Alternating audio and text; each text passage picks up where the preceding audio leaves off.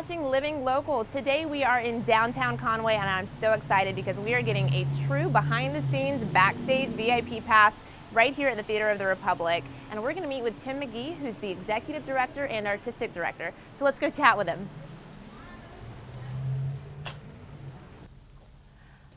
Hello, Tim. How are you? Hello, Rainey. How are you? I'm great. Welcome to the office, and this is where we all come up with the ideas. And it's an amazing office. yeah, it's got a lot of souvenirs. It's got a lot of gifts from cast members, props, and stuff. Yeah. So it's sort of like a lot of inspiration in here. Yes, I feel like. definitely, Yeah, it's definitely. a good, inspiring, creative space. Definitely. Well, I'm going to take you on a tour probably no one else has ever seen. We're going to go backstage, costume room, the dirty parts, the clean parts. So we're going to start doing a whole tour. And because we've been shut down so long, the place is not really clean.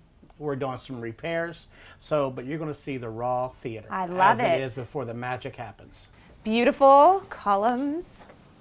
These so are nice. Very nice doors. And once again, remember, our theater is not clean, but we're getting ready for a haunted house coming up, so we're not really... So it's perfect. Oh, this is so cool. We have over 27 body mics. Wow. So... and do those usually go in the wigs, or where do they go normally? Mostly they go in the wigs or somewhere right here. We very rarely wear them on our clothing because we're changing clothes so much. Right. But under the wigs and stuff like that. That makes sense. We did this taping to tell you for the COVID. So all the orange you can't set, and then we lose an entire row. So it's every other row, and so we can only seat 90 to 100 people in here as far as COVID-19. Right, makes sense. But it's good for people to know you're keeping it safe. Yes. And so that's why we're not doing adult productions, because they're very expensive. And children's productions are not as expensive as far as the rights and the royalties and the costumes. So we're doing a lot of that to bring the children's in, to keep the theater, keep it going. Well, that's an interesting point that you bring up. So any production that you do, you have to get those rights. Correct.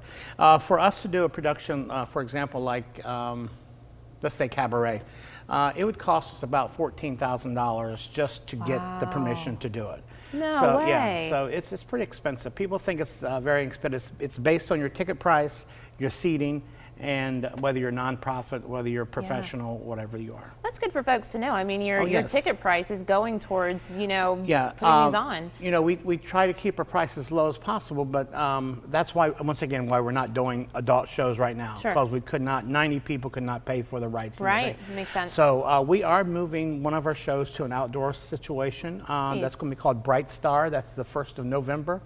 And it's going to be in the Old Farmers Market here in Conway, which is an open air thing.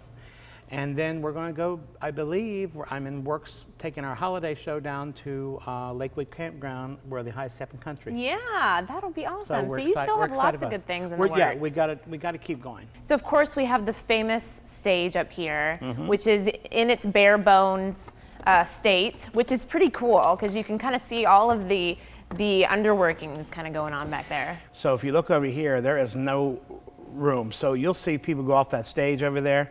Well, they go in this little time, they go in there and get all cramped up and they hide and all that stuff. So that's totally right too, because when you're watching, you think they can go off on both sides, but really they can only go off this side. Right, that side over there is very small. That's and funny. That's called stage left, and it's the worst, and it's the worst place to go off. So once you go through that door, you have to wait sometimes to go across over here. So we have to time all that out as we're doing it. How fun is that? Yeah. So production-wise, I mean, you do all ages, all different, productions. Most of them are musicals, or are they kind of mixed? When we were open full, we were doing 10 shows, 5 musicals and 5 straight plays, or book plays. We try to give everyone a variety and diversity of everything. So we've done a lot here at the theater that a lot of people aren't aware of. We have really pushed the envelope, and we just don't do the Sounds of Musics and the Hello Dollies. We do some other things that I believe theater is something you need to walk into with an open mind, and whatever you walk out with, then that show either made you like it, dislike it, or have a different opinion. That's what theater is to me.